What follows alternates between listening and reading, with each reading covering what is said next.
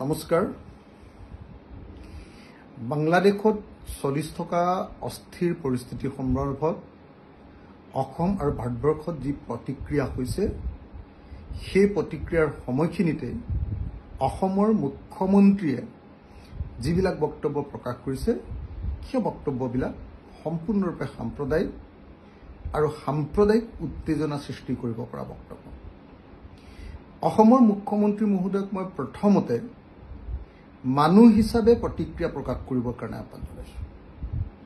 আমাৰ ৰাজনীতিকবিলাক আজিকালি মানুহ হোৱাতকৈ তেওঁলোক এতিয়া সম্পূৰ্ণৰূপে একোটা সাম্প্ৰদায়িক প্ৰাণীত পৰিণত হৈছে আৰু ৰাজনীতিকবিলাকে অনবৰতে হিন্দু মুছলমান বা ধৰ্মীয় উন্মাদনাৰ কথা কৈ সমাজখন সাংঘাতিক ধৰণে অস্থিৰ কৰি ৰাখিবৰ কাৰণে যত্নবান হৈছে।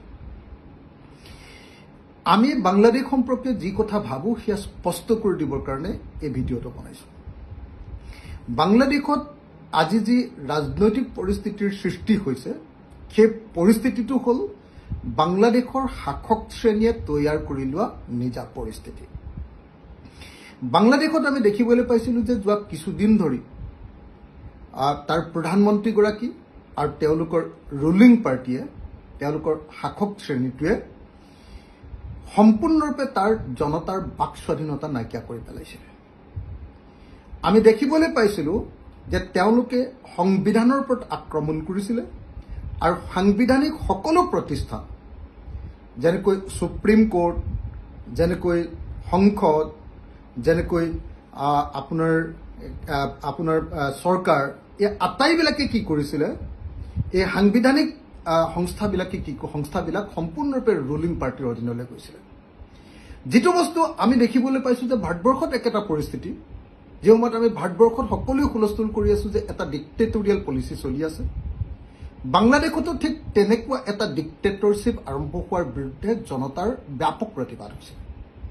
গতিকে ডেফিনেটলি বাংলাদেশত হোৱা সেই যি সংগ্ৰাম, জনতাৰ যি প্ৰতিবাদ, সেই প্ৰতিবাদক সকলো সংগ্ৰামী মানুহ, সকলো গণতান্ত্ৰিক মানুহে নিশ্চিতভাৱে সমৰ্থন কৰে। কিন্তু তাৰ পাছত বাংলাদেশত যেতিয়া বেগম খালেদা জিয়াক যেতিয়া কৰা হ'ল, আপোনাৰ ক্ষমতাচ্যুত কৰি দিয়া হ'ল, তাৰ প্ৰধানমন্ত্ৰীগৰাকীক যেতিয়া ক্ষমতাচ্যুত কৰি দিয়া হ'ল, তাৰ পৰৱৰ্তী সময়ত আমি দেখিবলৈ পাইছোঁ যে কিছু হিন্দু মানুহৰ ওপৰত তাত নিৰ্যাতন হৈছে আৰু হিন্দু মানুহৰ ওপৰত কৰা নিৰ্যাতনক আমি তীব্ৰ নিন্দা কৰিছোঁ। সকলো মানুহে, অকল হিন্দু মানুহৰ ওপৰত কৰা নিৰ্যাতন নহয়, সকলো মানুহে সকলো শ্ৰেণীৰ মানুহৰ ওপৰত কৰা নিৰ্যাতনৰ আমি বিৰোধিতা কৰোঁ। এই মুহূৰ্তত সেইকাৰণে তাৰ লগত কিন্তু বাংলাদেশৰ ৰাজনৈতিক পৰিস্থিতিৰ লগত আমাৰ সম্পৰ্ক আছে। সেইকাৰণে আমি সকলোৱে দাবী জনাই আহিছোঁ যে কূটনৈতিকভাৱে ভাৰত চৰকাৰে বাংলাদেশত থকা হিন্দু মানুহবিলাকৰ ওপৰত চলাই থকা যি নিৰ্যাতন, সেই নিৰ্যাতন বন্ধ কৰাৰ ব্যৱস্থা কৰিব। কিন্তু এই সুযোগত কোনো পধ্যে বাংলাদেশৰ পৰা হিন্দুৱে হওক বা মুছলমানেই হওক কোনো মানুহকে কেতিয়াও অসম বা ভাৰতবৰ্ষত অনুপ্ৰৱেশ কৰিবলৈ অনুমতি দিব নালাগে আৰু কোনো পধ্যে অসমত সংস্থাপিত কৰিবলৈ দিব নালাগে। এইটোৱে হ'ল অসমৰ মানুহৰ কাৰণে মূল ইছ্যু। ইয়াত কোনো ধৰ্মৰ ইছ্যু নাই। ইয়াত ইছ্যুটো হ'ল যে অসমলৈ অনুপ্ৰৱেশ হ'ব নালাগে, ভাৰত বা বাংলাদেশৰ পৰিস্থিতিৰ সুযোগত ভাৰতলৈ অনুপ্ৰৱেশ হ'ব নালাগে।